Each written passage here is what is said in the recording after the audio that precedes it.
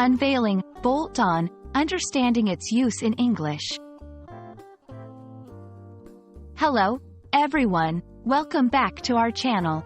Today, we're going to explore a fascinating phrase in English, bolt on.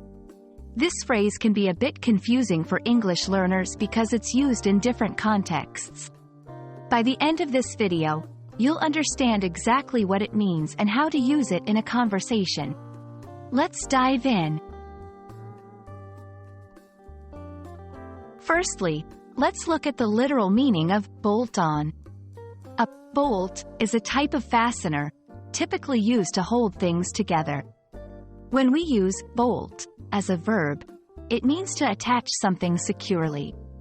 On here implies the action of placing or adding something to another object. So, bolt on, in its most literal sense, means to attach something to another object using bolts. In everyday language, bolt on is often used figuratively. When we say something is a bolt on, we mean it is an addition or attachment to something else. It's especially common in business and technology. For example, a company might bolt on a new department or technology to expand its capabilities. Here, bolt on implies adding something new that integrates seamlessly with the existing system or structure.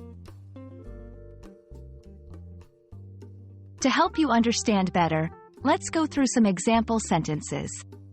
1. The new software feature was bolted on to the existing program without much hassle. 2. Our company just bolted on a new marketing team to boost our sales efforts. 3. For my project, I bolted on an additional component to enhance its functionality. In these sentences, bolt on is used to describe the process of adding or integrating something new into an existing system or structure. When using bolt on, remember it implies adding something extra that is usually beneficial or enhances the original. It's important not to confuse it with simply replacing or repairing.